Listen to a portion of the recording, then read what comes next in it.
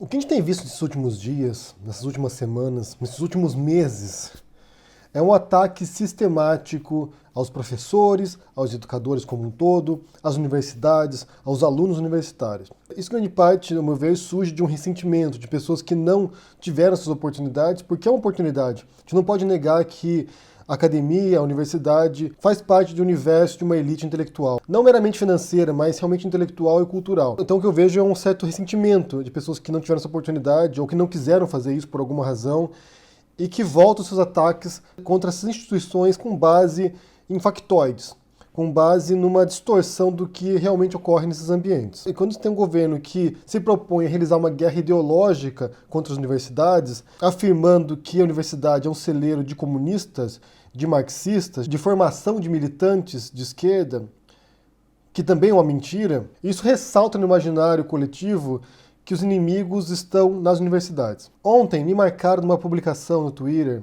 do Monark. O Monark, ele é um influenciador, ele tem um canal no YouTube, tem um perfil aqui no Twitter com quase 800 mil seguidores. No YouTube são mais de 3 milhões de seguidores. Ou seja, é alguém que forma esse imaginário das pessoas também, dos jovens, né? E ele diz o seguinte aqui, olha: eu acho que você aprende muito mais sobre filosofia conversando, pensando, lendo, vendo vídeos do que indo na faculdade. E como eu disse, esse tipo de afirmação, vindo de alguém que tem tantos seguidores assim, primeiro, uma irresponsabilidade, porque não me parece que ele tenha feito faculdade de filosofia. Duvido, não sei. E segundo, porque reproduz um senso comum que é equivocado, que é errôneo. Tanto porque não entende qual é a função do curso de filosofia, quanto não entende também o impacto que a filosofia tem na sociedade de maneira existencial, social e política. Porque é evidente que nessas épocas atuais, século XXI, você tem uma série de recursos que você não tinha na época do Sócrates, na época do Descartes, na época do Schopenhauer. Muitos dizem que você não é obrigado a fazer filosofia para ser filósofo, porque o Sócrates não fez faculdade de filosofia. E é evidente que ele não fez, porque não existia faculdade de filosofia na época do Sócrates. Por outro lado, tanto Platão quanto Aristóteles, eles fundaram um grupo para poder debater filosofia. Então, por exemplo, Platão fundou a Academia, que era um grupo para debater temas filosóficos, questões de geometria, questões relacionadas ao conhecimento do mundo, e Aristóteles fundou o Liceu. Então, naquela época já, na Grécia Antiga, embora não houvesse universidades, os filósofos já compreenderam que estar nesses grupos de pensadores, compartilhando ideias e debatendo essas ideias, já era importante para a formação desse conhecimento. Mesmo Descartes, quando escreve sozinho, na sua cabana, na sua casinha, as Meditações Metafísicas, esse livro depois vai para um processo de debate com outros filósofos, com outros pensadores, com outros acadêmicos. Então a obra filosófica, o trabalho filosófico, ele é um debate entre pares, entre pessoas que estão na mesma sintonia, no mesmo universo, compartilhando as mesmas preocupações, dos mesmos interesses, e refletindo sobre isso. E se a gente pensar, então, de 150 anos para cá, praticamente todos os grandes filósofos, todos os grandes pensadores passaram pela universidade, mesmo não sendo em filosofia, por exemplo. O Nietzsche foi um que se formou em filologia, mas que encontraram no ambiente acadêmico, universitário, um espaço para reflexão, para crítica, para debate. É claro que você pode aprender filosofia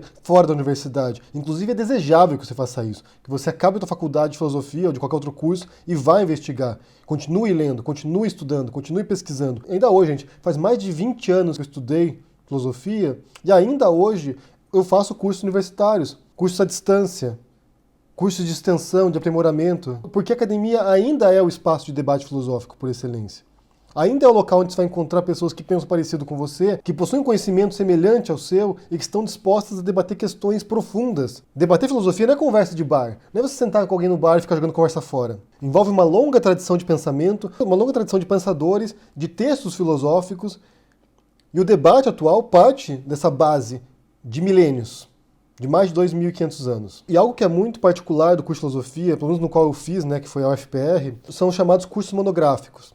Você pega um livro, por exemplo, pega esse aqui, por exemplo, O Homem Unidimensional, do Herbert Marcuse, e você trabalha com esse livro durante um semestre, lendo linha por linha, parágrafo por parágrafo, capítulo por capítulo. Você passa 6 meses lendo, dissecando o texto. E é literalmente dissecando o texto. Você pega as frases, você pega as palavras, se você não está com o original, está com uma tradução, você vai se remeter ao original, vai buscar a palavra alemã que ele utilizou, ou a palavra inglesa, ou a palavra francesa, ou a palavra em grego, e você vai dissecar o texto, você vai desmembrar o texto de um modo para entender como ele montou aqueles argumentos, onde ele quer chegar, como ele construiu a tese dele, por que isso era uma preocupação para ele, Isso nem sempre é feito, mas às vezes acontece também. Quem? Eu realmente pergunto quem tem disposição de chegar em casa, pegar um livro desse aqui e analisar linha por linha, palavra por palavra. O que ele quer dizer? Como ele montou esse texto? São poucos, realmente são poucos.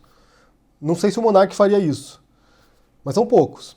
Então, assim, na faculdade você é obrigado a fazer isso. Você está lá com o professor, com outros alunos, e você trabalhando em cima do texto de maneira aprofundada, minuciosa, para entender a construção do pensamento, da teoria, o argumento dele. E eu posso dizer que esse tipo de processo de leitura profunda, de leitura cuidadosa do texto, me ajudou muito enquanto escritor também, de ficção. Você poder pegar um livro do Garcia Marques, por exemplo, ou do James Joyce, ou do Proust, e você ler aquele texto analisando como ele escolheu as palavras. Por que ele escolheu aquelas palavras daquele modo, naquele momento? Por que aquela palavra em particular e não outra? É claro que você pode fazer isso fora da faculdade. Você pode fazer isso. Mas não acho que as pessoas têm disposição, via de regra, para fazer isso sozinhos. Ou seja, quando você entra num curso de filosofia, você opta por passar 4 anos da sua vida fazendo isso. Analisando textos filosóficos, analisando pensamentos, correntes de pensamentos, estudando profundamente certos autores. Só para você ter uma ideia, eu passei 1 ano em 2 disciplinas diferentes com o mesmo professor, trabalhando sobre a primeira parte do Ser e Tempo do Heidegger, que foi o autor que eu estudei na faculdade, que foi o autor ao qual me dediquei. 1 ano estudando 200 páginas do Heidegger. Lendo linha por linha, palavra por palavra. O que isso quer dizer em alemão? Por que o Heidegger construiu essa frase desse jeito? E essa capacidade de você analisar criticamente um texto é muito importante, porque o trabalho da filosofia, em grande medida, em grande parte mesmo, é trabalhar com textos. É a produção de texto filosófico e é a leitura de textos filosóficos. A gente pode vir aqui falar sobre isso, discutir isso oralmente, mas na verdade o ofício do filósofo, o trabalho de filosofia, eles estão nos textos filosóficos. É onde realmente ocorrem as discussões profundas dos temas que ainda são debatidos há 2.500 anos. Os temas que os filósofos gregos se depararam, muitos desses temas ainda são debatidos hoje e não temos respostas definitivas para eles. Então, conhecer a tradição, conhecer o que foi dito, conhecer os embates que ocorreram ao longo da história e como a gente chegou nesse momento hoje, é algo que você pode fazer por conta, mas você será obrigado a fazer isso na faculdade. Quando você opta a fazer filosofia, você não tem escolha. Você vai estudar esses autores, você vai estudar essas correntes de pensamentos, você vai perfazer esse percurso da história ocidental da filosofia. Então, realmente, você não aprende mais fora da faculdade. Você aprende outras coisas. Você pode se aperfeiçoar, você pode prosseguir na sua reflexão, você pode prosseguir nos seus estudos, lendo outros autores. Só para você ter uma ideia, durante 4 anos eu só estudei em 2 disciplinas autores marxistas. Uma disciplina foi sobre Marx e outra foi sobre Gramsci e Escola de Frankfurt. Ao longo de 4 anos, 2 matérias sobre autores marxistas. E por que eu optei assim? Porque eu escolhi assim? Porque não era o assunto que me interessava. Então, ao longo da minha formação, eu fui escolhendo os autores que me interessavam, que dialogavam comigo de algum modo, que me forneciam respostas que eu procurava. Que hoje não fornecem, mas na época forneciam. E o meu estudo de autores marxistas, e da obra do Marx também, ocorreu depois da faculdade. Mas eu já tinha esse instrumental, essa técnica para ler um texto de maneira aprofundada. Então eu podia pegar um texto do Marx, por exemplo, e analisar como eu aprendi a analisar na faculdade. Eu sabia quais ferramentas utilizar nesse processo de leitura, a quais autores secundários eu poderia me fiar, com qual método me aproximar do texto. Então muitos dos autores marxistas que eu estudei depois, para compreender a importância que esse pensamento tem na cultura ocidental também. A influência que teve na política do século XX. O curso de filosofia, a faculdade de filosofia, me forneceu a chave para abrir os textos. Isso não é pouca coisa. Isso não é algo insignificante. É algo que você percebe quando você tem alguém que não fez filosofia, falando de filosofia, como o guru do Bolsonaro, por exemplo, é essa incapacidade de lidar de maneira crítica e cuidadosa com o texto filosófico. Quando ele fala de Aristóteles, ou quando ele fala de Descartes, você vê uma tremenda incapacidade dele de dialogar com o texto. Porque ele não sabe abrir o texto. Ele não consegue abrir os sentidos do texto. Ele não possui essas ferramentas hermenêuticas para se aproximar das obras filosóficas. Isso é uma tremenda falha de formação. Porque, como eu disse, fazer filosofia não é você jogar uma conversa fora num bar. Não é você escrever uma coluninha num jornal qualquer ali, jogando teorias conspiratórias. Não, é algo profundo, é algo metódico, é algo cuidadoso. E você dificilmente vai encontrar, raramente vai encontrar, algum filósofo fundamental do final do século XIX em diante que não tenha estudado ou filosofia na faculdade ou algum curso semelhante, próximo, e que forneceu essa ferramenta de análise de texto. Inclusive a obra do Heidegger, como eu mencionei, que foi o autor que eu estudei, boa parte da obra heideggeriana é justamente de você desvendar, de você desvelar o sentido original das palavras na filosofia, ao longo da história. Então essa frase do Monarque aqui, que você pode aprender muito mais sobre filosofia conversando, pensando, lendo, vendo vídeos do que na faculdade, ela é equivocada em vários sentidos.